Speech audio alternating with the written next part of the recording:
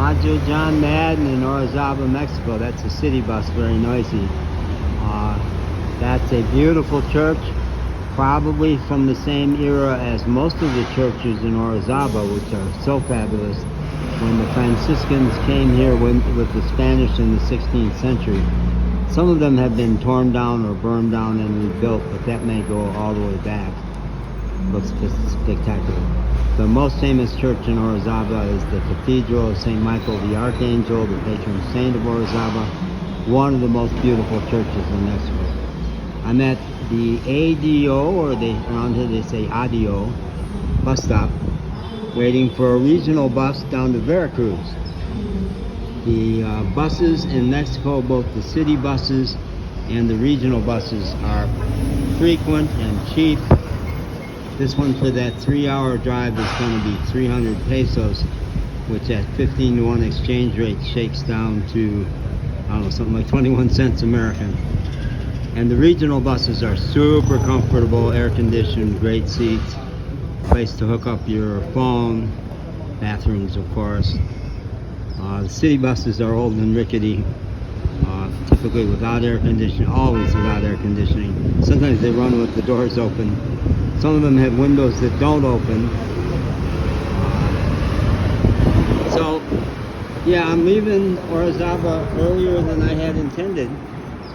I've been saying that at least I would wait until I get my Social Security check, which now is about 5 days from now. But my car got stolen 4 days ago, and that's my Auto Furgoneta camper van. I've lived in that for 2 years and another older one for 2 years.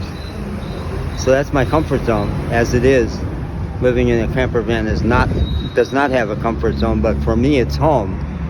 So with it went almost all my possessions, essentially all my clothes, and other stuff that I'm only realizing as time goes by. I have mostly embraced it because people have been telling me, get rid of that van, it's so much trouble and you still got to do the brakes and the transmission.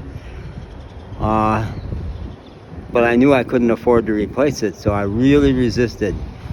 But I've also been belly aching that I'm tired after 4 years of traveling all the time.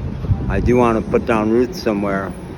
And after 2 months in Veracruz, I am wildly in love with Veracruz.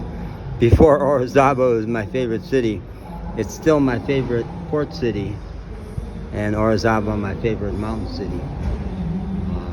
That's trying to focus close on me.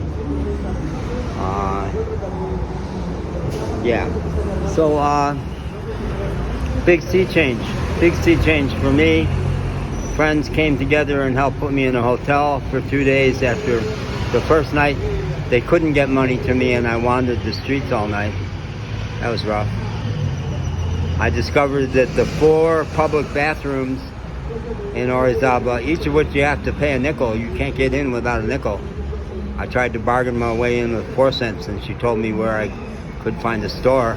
And stores don't like it if you don't purchase anything.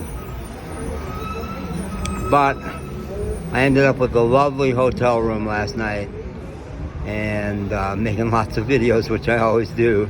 I can't keep up with them. I'm excited. Apartments are cheap all through Mexico. The rule of thumb in the U.S. is no more than a third your monthly income. Now, my Social Security check is my only income still, and it's inadequate in the U.S., but I should be living good down here if I wasn't paying for all the car repairs.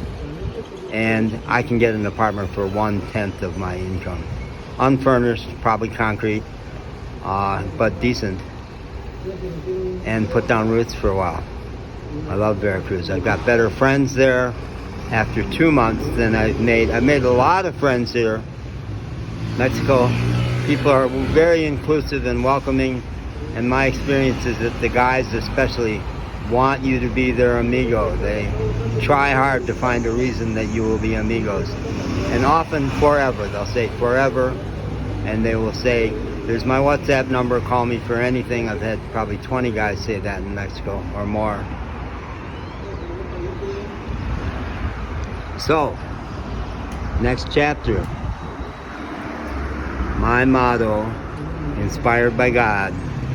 It's here goes nothing. Here goes nothing. We'll see. We will see. When yesterday I was doing all kinds of things to try to get a MoneyGram cashed and get some other business done before leaving, I realized when I went into a shop that I didn't have my passport. I lose all kinds of things. I'm pretty fragmented that way, but never my passport.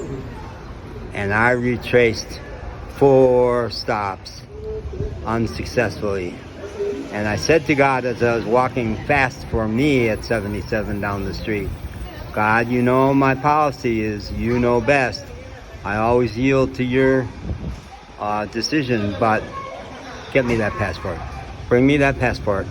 Or this time, God, I am coming for you and I will fuck you up. And God said, smile when you say that, partner, and I did. All right, bye-bye.